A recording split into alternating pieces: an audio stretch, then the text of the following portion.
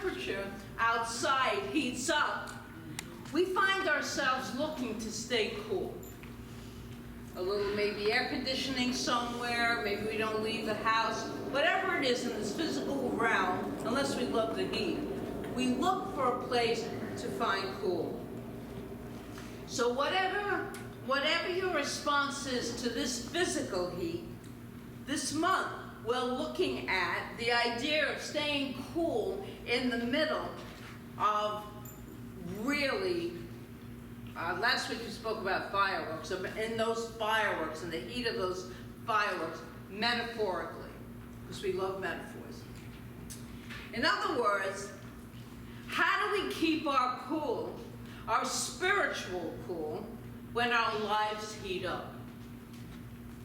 When the sun is high in the sky and the thermostat is rising. Another way to keep cool is to find refuge in the shade. When life heats up, we might also take refuge or revert to that internal place within us, where the shade is, otherwise known as our shadow self. This term shadow was first introduced, the idea of it, in the work of Carl Jung. And he wrote many books on it, but Carl Jung was the one that really got into our shadow self. Robert Bly popularized this idea in his work and in a book entitled A Little Book on the Human Shadow. In it, Bly said that we are each born with a 363-degree personality. You think about a baby, there are no filters in a baby, just constant 360 degrees. But as we grow older, we learn certain slices of that 360 degrees is not acceptable to people around us. As a lot of things aren't acceptable to the people around us, but that's okay. Because what we're doing now is unlearning a lot of that stuff, because a lot of that stuff does not serve us. And I'm going to talk about our shadow side today. According to Bly, it was as if we threw these unaccepted qualities over our shoulder into a bag and we're hauling them around for the rest of our lives. And we wonder why we feel heavy sometimes. We're pulling all this weight. We've been dragging it around with us forever. And I know this is New Thought, so in New Thought circles, we might not like to talk about this aspect of ourselves and dragging around this bag. But it is important to gain an understanding of it so that we can shine the radiant light of our true selves, our divine selves that are always there. That's who we truly are. Yeah, we're going to get into that too, because we have to understand, most of you do, that we have a human self, a relative self, and we have this divinity within us, the absolute. And a lot of people don't know about that absolute. They don't know about that diamond that is shining and radiating, yes. Why not? Okay, so how can we do that? How can we do that today, and what is it that we're going to really deepen into? I realize that talking about our darker self, our shadow self, can be a little daunting to some people. So that is our topic today. And I commend everyone who read the topic for coming here to, learn how to deepen into that shadow self and kind of make friends with it, or at least know it's there, because a lot of people don't know it's there, and it's the subconscious acting out in all kinds of crazy ways. And we're going to begin this exploration with a short passage from Dark Matters, Discovering Wholeness in the Shadows by a Unity minister, Lori Boyd. She wrote this: our culture teaches us to fear the experiences of the dark, especially that inner darkness that is our shadow self. In fact, we have grown so afraid over the years that we have built an imaginary wall between us and the darkness. We have developed rituals and psychologies and religions and pills, she says, to distract us from this darkness. We have focused on the light seeking to eliminate the darkness, and yet in the end the darkness is always there waiting. Now you may be mentally stepping back in protest right now, I don't know. But we don't do that here at Joyful Gathering, no. We face everything. We bring it all up. Let's bring it into the light. Let's bring up whatever is just hanging out there in our consciousness, distracting us, leading us to fear, leading us to unrest, and see what that light truly is and how it feels. Only light.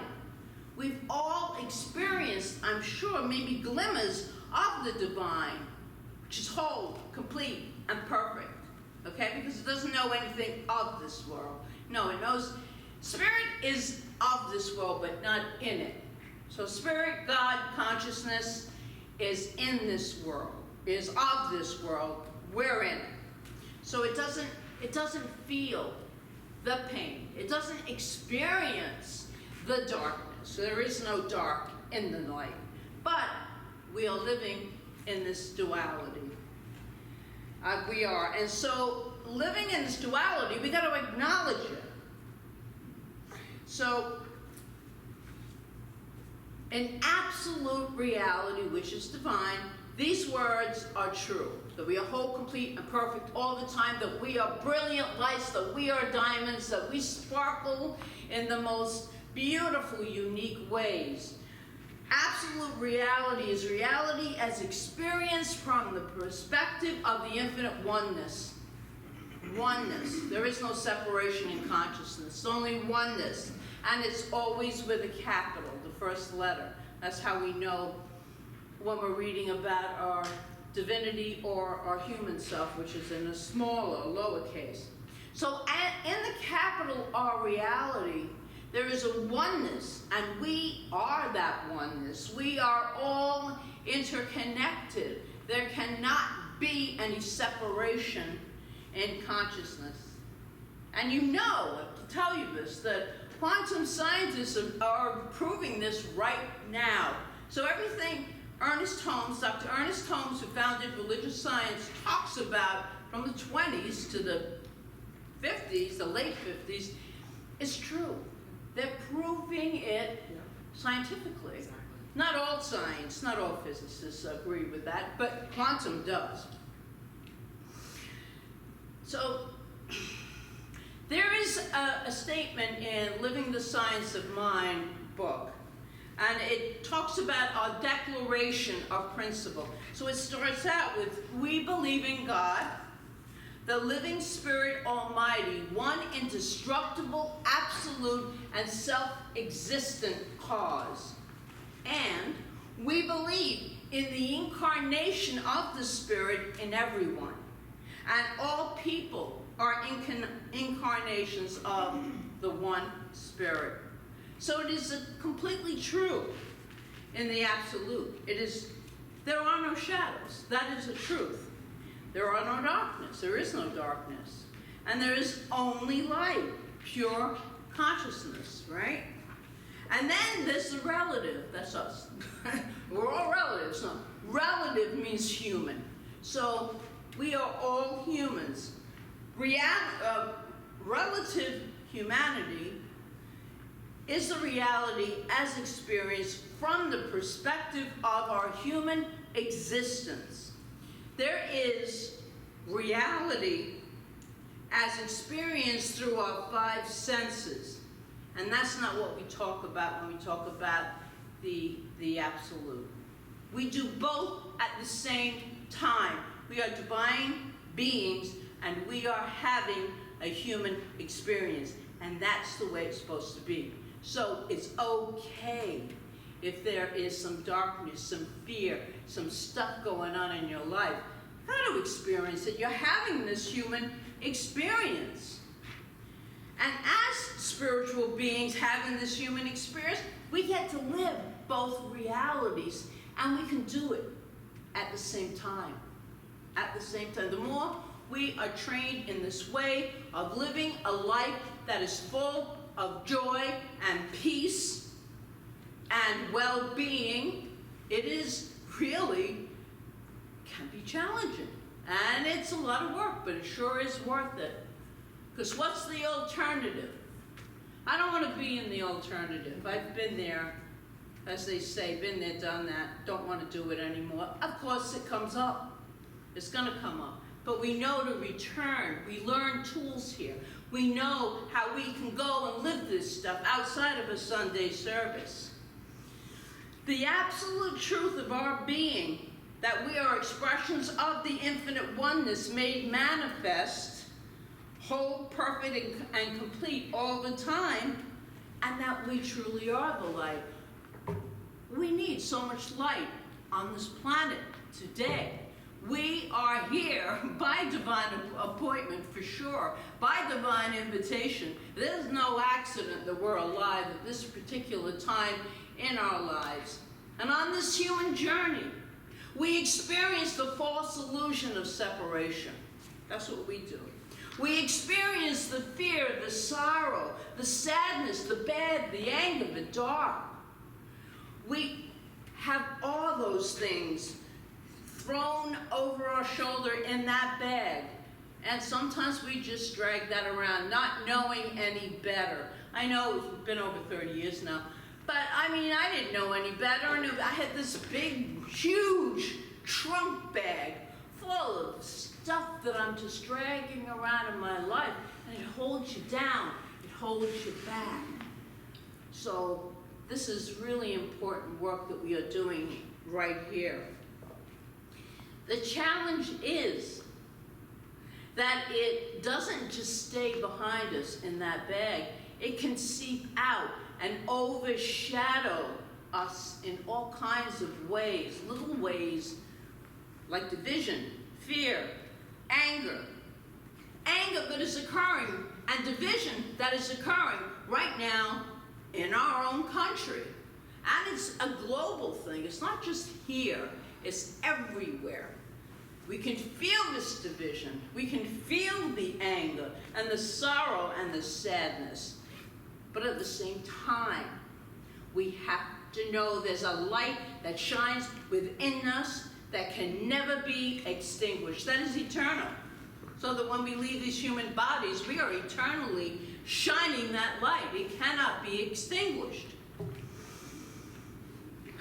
And this, I believe, is the forerunner of humanity right now in a big way. We're here to help heal ourselves, and when we heal ourselves, we heal the collective. And it has to start with us. It cannot start with anyone else. So now that we've established the difference between the absolute and the relative, I want to read that same passage again from Dark Matters and finish it, because I didn't finish it. So I'm going to read it again. Our culture teaches us to fear the experience of the dark, especially that inner darkness that is our shadow self. In fact, we have grown so afraid over the years that we have built an imaginary wall between us and it. We have developed rituals, psychologies, religions, and pills to distract us from this darkness. We have focused on the light seeking to eliminate the darkness. And yet, in the end, the darkness is always there with us. It's always there with us, waiting, she says. However, if we learn to step through that fear, there is another possibility, another road less traveled.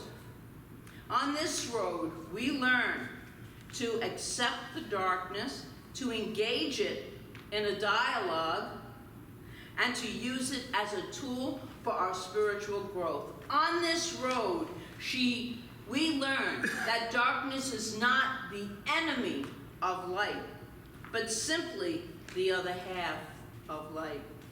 We learn that our goal is not light, but wholeness. Wholeness. We learn that true spiritual wholeness is not a denial of the dark side of ourselves, but rather an embracing of both our inner light and our inner darkness, integrating it into a healthy, transcendent whole. We don't run away from things. We have to move through them. The more we run away from things in life and try to bury them, the more they persist. Well, we resist, persist. And that is what happens. But by moving through it, acknowledging that this is happening. This is happening. What can I do to make myself feel better? And that affects everyone. That affects everyone when we feel better. Ernest Holmes tells us straight up in the Science of Mind book, since we cannot contract the absolute, we shall have to expand the relative. So spirit, God, consciousness does not contract. It can't get smaller. It cannot. It's always expanding. We expand more. We are in the middle of a major evolution right now. And that's why I had this conversation yesterday. That's why it feels like time is speeding up. Because we're evolving at this rapid race right now. We have brave, I want to say soldiers, but not really soldiers. We're brave souls here today. I have to say that because I believe that. And Holmes tells us, love alone can overcome fear. The soul must make a complete surrender of itself to the spirit. If we surrender to the light of love and bring it to the places within us that we think are our shadow, we return to wholeness. Light itself, which we are. We're all light, we're all energy, we're all spiritual beings. And that real deep knowing of that heals anything that's going on within us that is filled with that shadow self, that anger, that darkness, that fear. So I got a little story about a young man named Manuel, who came to visit America from the hills in the Philippines. Everything in the U.S. was new and wonderful. Elevators, telephones, televisions, fire engines, electric lights. He had never seen these things before and was in a state of awe and wonder. When the time came for him to go back, he wanted to carry something from America to show the people in the hills, his neighbors, to let them know the wonders of this great country. Most things were either too big or too expensive, but there was one thing that was cheap and small and very wonderful. So he went to the hardware store and he got a bag of light bulbs and light bulb switches and sockets for the bulbs and wires to hang them from. And off he went, holding them. Home again with his friends in the village. He burst with his happy secret. He was going to really surprise them all. And he prepared for that surprise. He went through all the rooms, hanging bulbs and wiring, just putting the wire down and the on and off switch. And he merely said, wait until it gets dark. To all these people, they're like wondering, what is he doing? And he went out, the sun came down, and he went all around, pressing each switch. When nothing happened, he was puzzled. He was dismayed. He was disappointed. Poor Manuelo. No one had told him about electricity. He did not know that the light bulbs were nothing but glass and wire unless they were connected to electricity. The lines, because we don't see electricity, we just take for granted it's going to work when we put a switch on, right? That's what he did. He wasn't aware of the concept of electricity. He wasn't aware of the source of light. But we are. We are. We know that when we're connected with our divinity, with our divine self, we can then shine our bright light. We don't do it of our human self. We do it of that source because we're connected to the knowing, that essence, that we're everything. We are everything. We truly are. And we shine that out. We're everything to everyone. We can do that. Brene Brown, in one of her books, because we're in a class now doing Gifts of Imperfection, but this one isn't, it's Daring Greatly. She wrote this: only when we are brave enough to explore the darkness will we discover the infinite power of our light.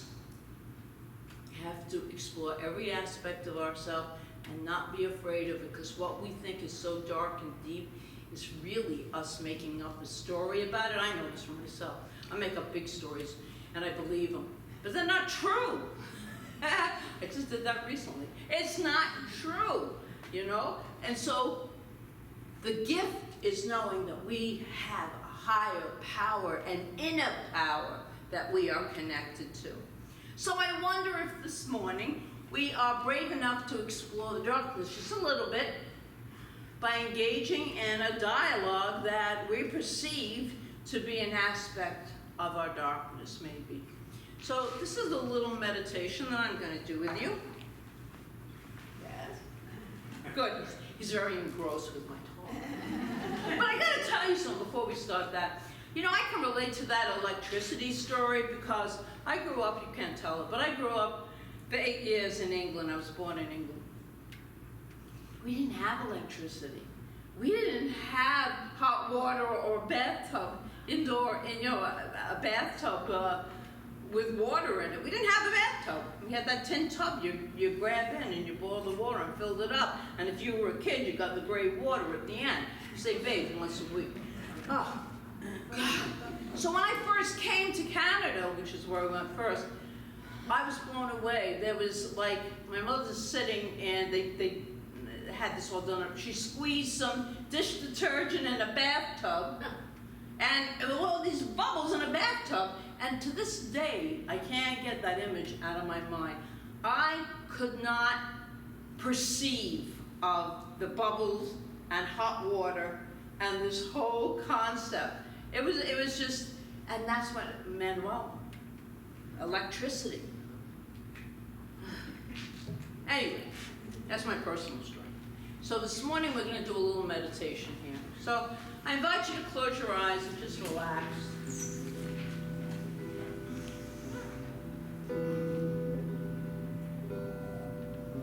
Emptying your lungs, and then take a deep, slow inhale. Filling your lungs.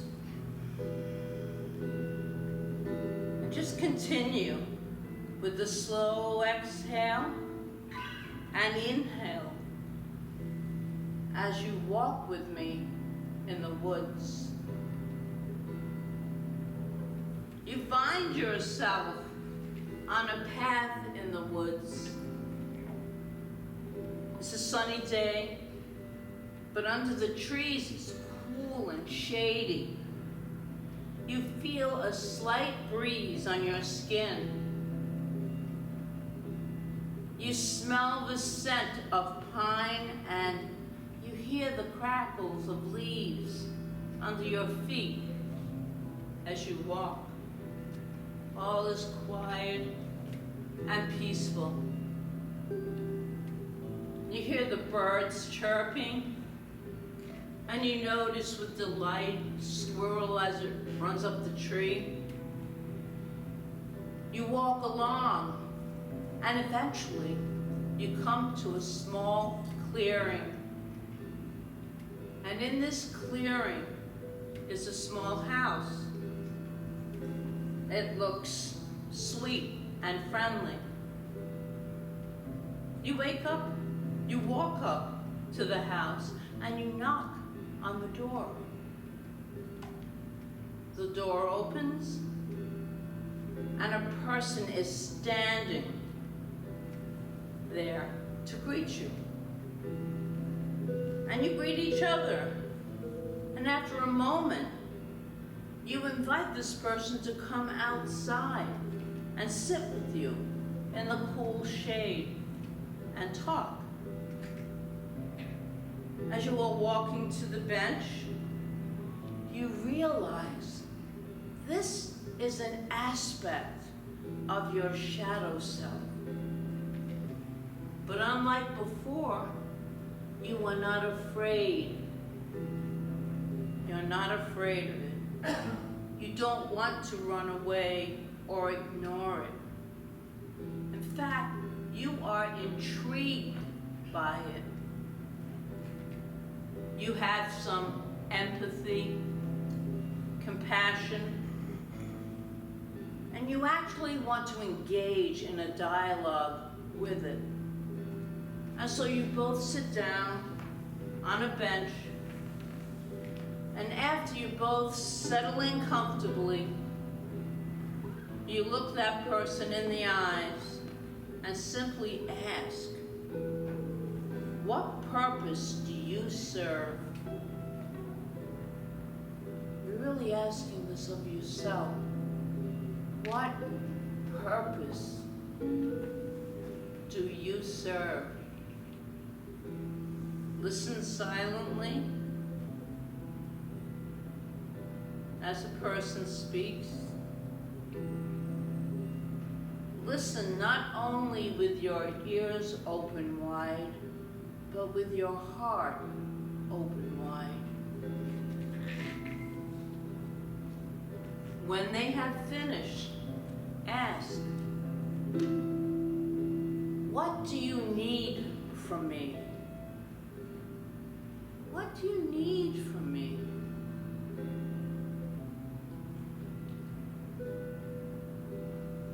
Again, just listen. Listen with your heart. And then you ask, what gifts do you have for me today? And when he or she answers, you are grateful.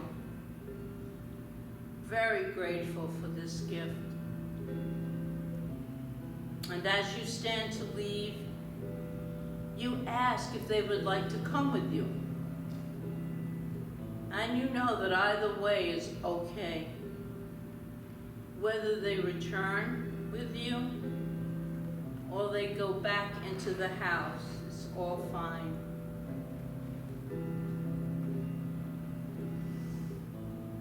And you walk back through the forest, returning along the same cool, shady path, noticing the birds, the crunch of leaves under your feet.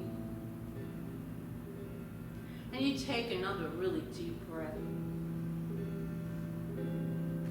This is a new connection to the Absolute, to your integrated, healthy, transcendent wholeness.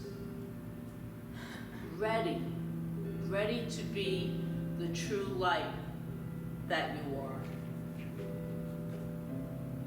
Come back in the room. There's always paper in your bulletins, you can write stuff down. So let's just take a deep breath together. And so we move into, I'm going to do a quick prayer. That's what I'm going to do. And so we move into this light. Just feeling the light as us. Not just with us, but as us. And we shine that light out to each person, each animal, every form of life that we meet. You cannot be the light and not shine. And so in that shining, we are healing. We are healing ourselves. We are healing everyone and everything that we come into contact with. And it feels so right. It feels so good. We are the light showers, the light bearers on this planet at this time. And so we remember that. We don't forget it. We can have a lapse, but not a complete disassociation with it. We embrace it. We inhale it. We give thanks for knowing that there's so much more to us than just these human selves. There's so much more, and that we are eternal beings. And in that gratitude, in that absolute openness to the love of Spirit of God, of that pure energy that you are, we just take that breath and inhale it, and we let it be, and so it is.